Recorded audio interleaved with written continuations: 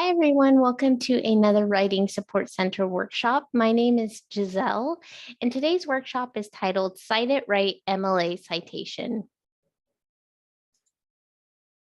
So before we begin today's workshop, there are a few things I'd like to let you know so that you can get the most out of this workshop. Now, if you've taken a workshop with the Writing Support Center before, this all may sound familiar, so go ahead and skip to the next slide. If this is your first time taking a Writing Support Center workshop, I do suggest that you complete the accompanying activity worksheet. Now, on this worksheet, there's going to be a few activities that you can do as you go through the workshop. And these are going to help you build your MLA citations and your Works Cited page. So if you're doing this for credit for a class as well, the worksheet will be your proof that you've completed the workshop. As you go through the workshop, just be sure to take your time. The benefit of a recorded workshop is that you can pause and rewind as you need to. So whenever we get to an activity, I'm going to ask you to pause so that you can complete the activity. And then after you've done it, you will continue. Of course, if you need to hear me say something again, feel free to rewind so that you can hear me repeat whatever it may be. All right, so let's begin today's workshop. I do have a few goals for us as we go through this workshop. The first is to review general MLA formatting guidelines. So if you have questions about how to format your actual paper, I'm going to answer those as we go through the workshop. You're also going to learn the importance of citing sources and when you should cite. And lastly, you're going to practice formatting, writing in-text citations, and citing your sources on your Works Cited page. So there are a few general MLA formatting guidelines. The first is that your paper should be typed in double space on standard size paper. That's 8.5 by 11. The second is margins should be 1 inch on all sides. So there is a way to change that no matter what you're using, whether it be Google Docs or Microsoft Word, you should be able to change those margins. You should use 12-point Times New Roman font. You want to create a header in the upper right-hand corner that includes your last name followed by a space with a page number. The header should be 1/2 inch from the top and flush with the right margin. I'm going to show you what that looks like, but every single page in your paper should have a page number along with your last name. Now, some instructors will request that there's nothing on the first page, but your instructor should let you know that. But generally, you want to include last name and page number on every single page. In the upper left-hand corner on the first page, you want to list your name, your instructor's name, the course, and the date. Now, that's not a header. It's just the first thing you type in the left-hand side when you start your paper. You want to center your title, and then after that, you want to indent the first line of each paragraph 1/2 inch from the left margin. So MLA recommends that you use the tab key as opposed to pushing the space bar 5 times. And leave only one space after periods or other punctuation marks. I know that I used to hear that if you double your spaces, that's what you should do after each sentence, but that's actually not the case. It should just be a single space after each sentence and period. So here's an example of an MLA formatted first page. So if you can see here in the upper right-hand corner, the student's last name is there along with the page number. Now there is an option on Microsoft Word and Google Docs that allows you to auto number pages. You just have to look for it and then it'll number on each page. So you shouldn't have to do that physically. The header should do it for you when you set it up. This is what you need to put in the left hand, which is your name, the professor's name. So you generally want to write professor and then the whatever that professor's name is, the course. So if you're an English 1A or English 1C, 1B, you would just put that here.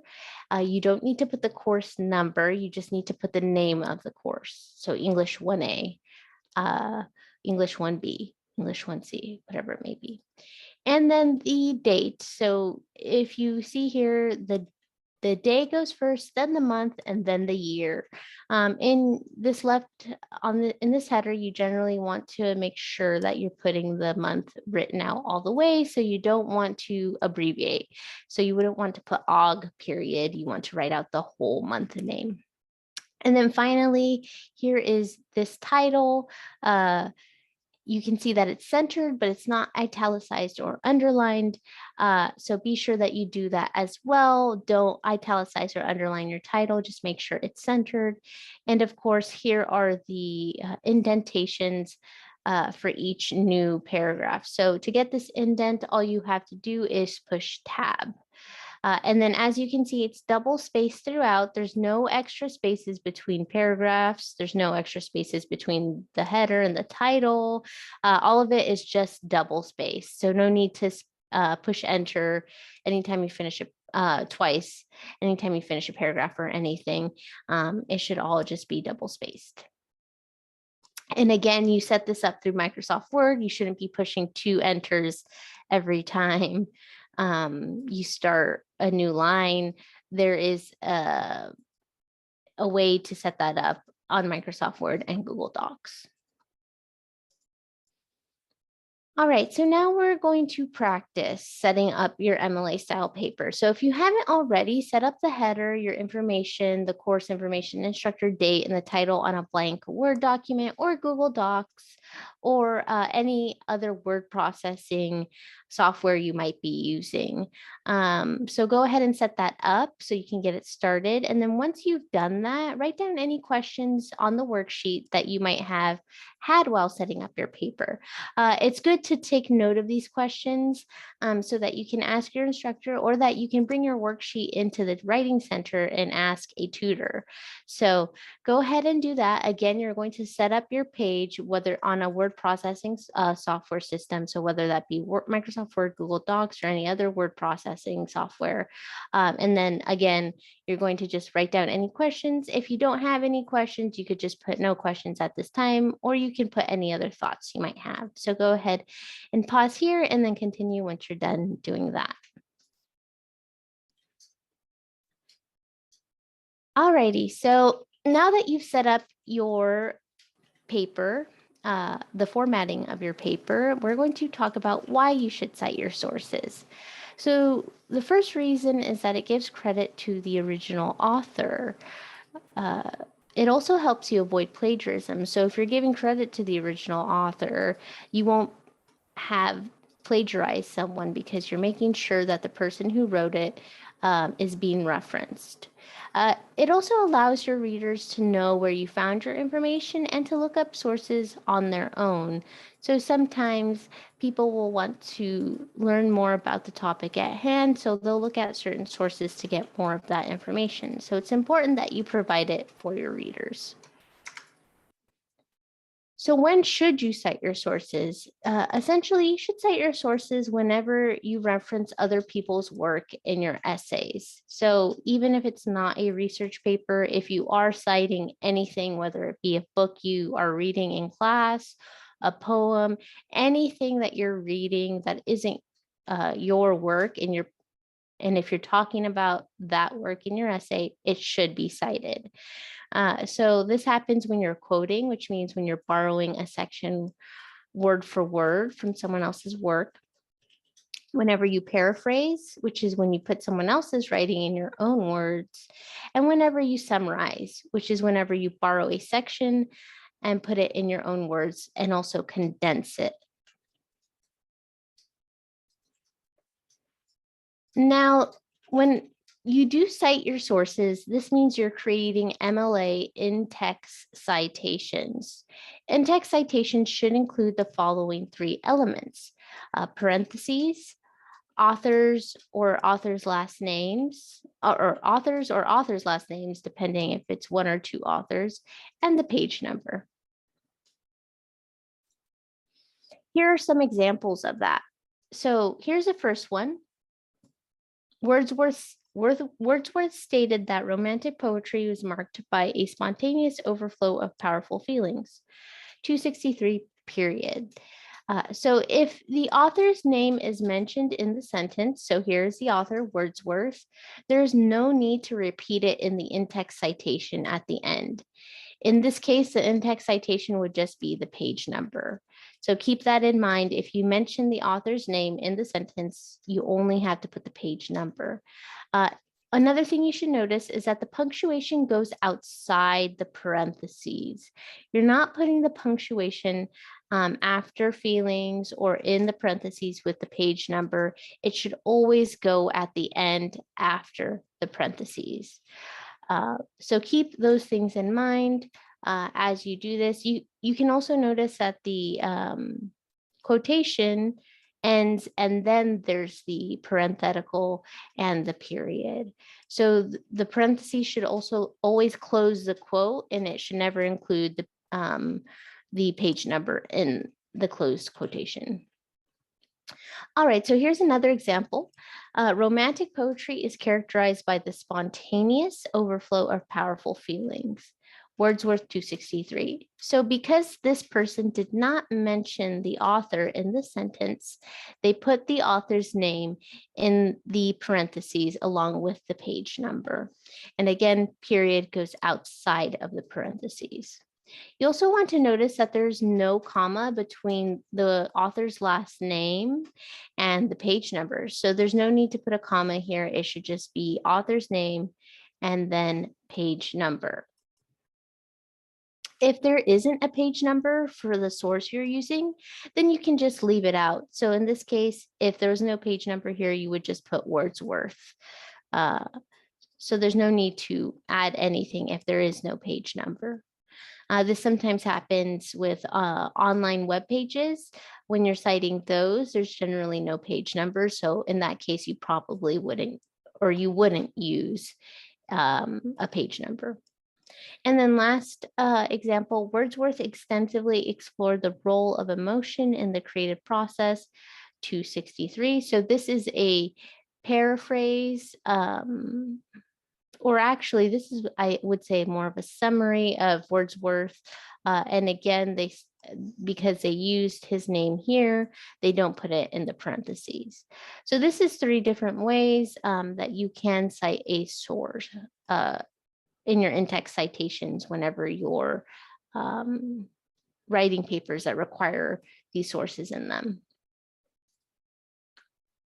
All right, so whenever you have in-text citations, you also need a Works Cited page. Again, you want the Works Cited page so that your reader can see where you're getting that information and also be able to look it up if it's something that they're interested in doing.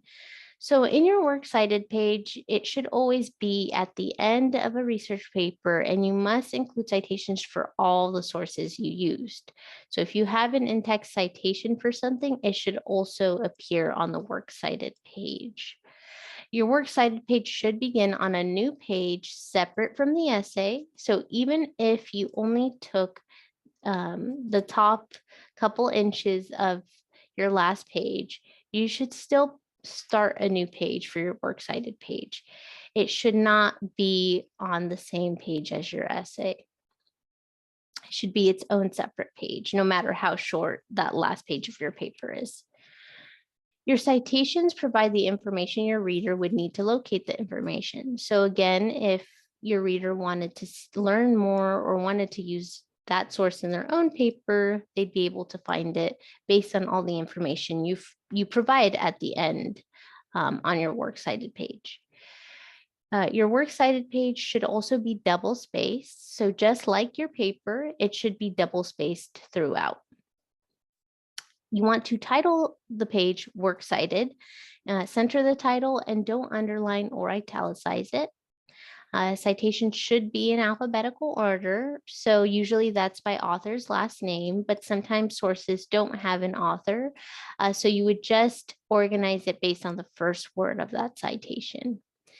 And then lastly, begin the first line of each citation at the left margin. So each line should be indented by 0.5 inch, which is also called a hanging indent. Now I'm going to show you what all of this looks like, since it's a little hard to envision if you've never seen one before. Okay, so Here's the title, Works Cited. Notice how it's centered, and it just says Works Cited again. It's not italicized, it's not underlined, it just says Works Cited. Again, the header still should show up on your Works Cited page. So again, that is your last name and page number. Begin the first line of each citation at the left margin. So see here how this is beginning here, and then it's indented at least 5 spaces or 1/2 inch, just like the paragraphs. So keep that in mind. This one should be flush with the left margin, but the rest of the citation should be indented. Double space throughout the list, set your margins to 1 inch. So formatting of your works cited page should match the formatting of your essay. It shouldn't be any different. So as long as you keep your works cited page in the same document, it should match the formatting of your paper. And lastly, use the web address. This person used a web address since the article has no DOI. We're going to talk a bit more about that. But generally, you want to use a DOI instead of the link whenever possible, but you can always use a link if a DOI is not available. Okay, so we're going to talk about formatting citations now. I'm giving you the format for 2 popular citation formats. I find that these are the 2 that are used the most. Of course, there are many ways to cite, depending on what kind of citation or what kind of source you're using. And I'm going to give you information on where you can find other formats, but we're going to focus on these 2 for now.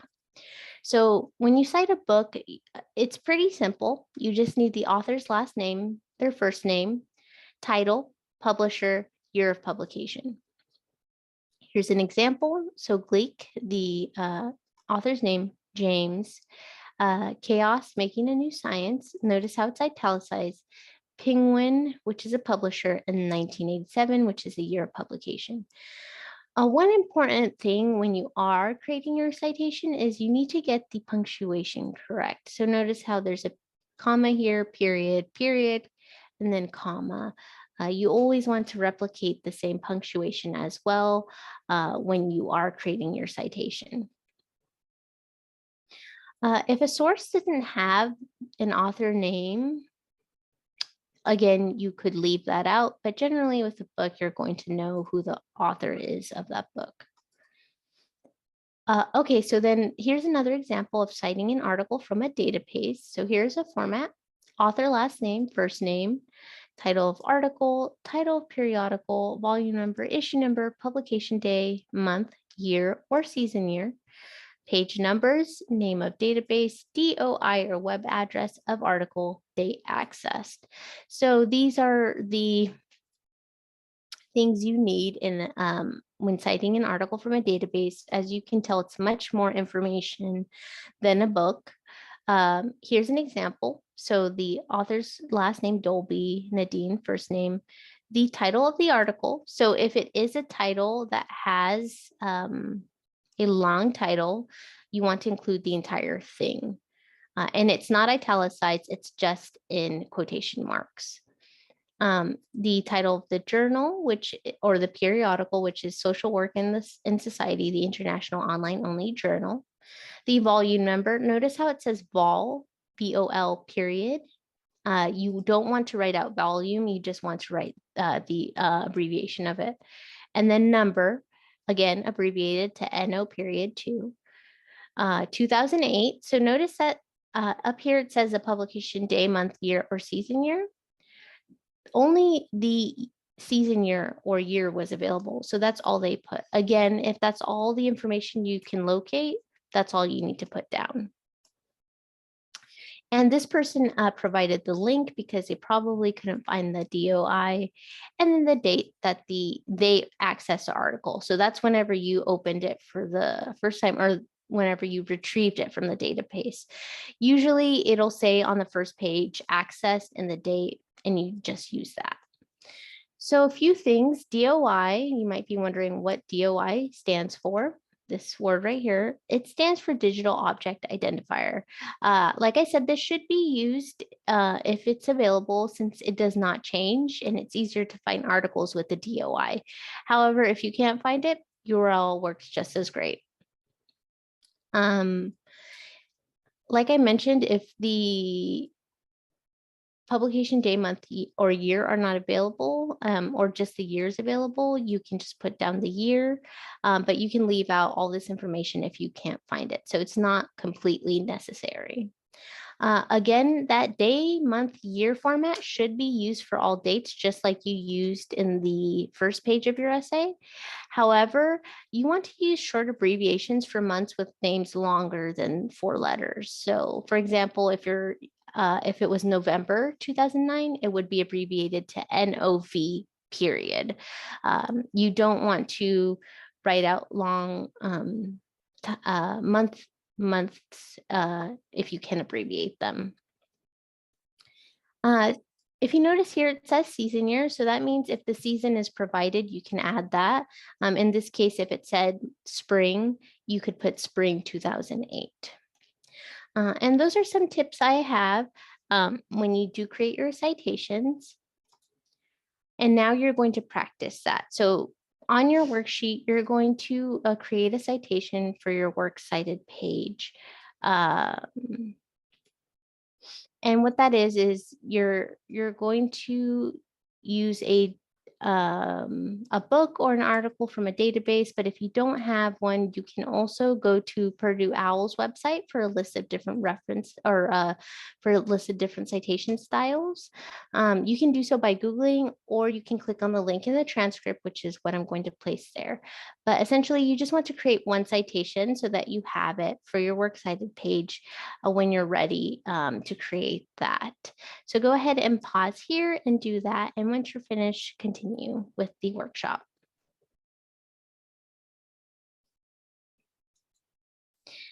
All right, so this brings us to the end of our workshop. Here are a few more sources for you that you can use. The first is PCC Shatford's Library MLA Quick Guide, which a lot of the information on this workshop is based on the workshops they've given. And you can find more information at this website, which I will be placing in the transcript. And as I mentioned in the previous slide, Purdue OWL is a great resource for finding citations. Here is the link, and also the link I'll be placing in the chat. If you have any other questions on MLA citation style or any questions in general about writing, feel free to visit the Writing Support Center to come see a tutor.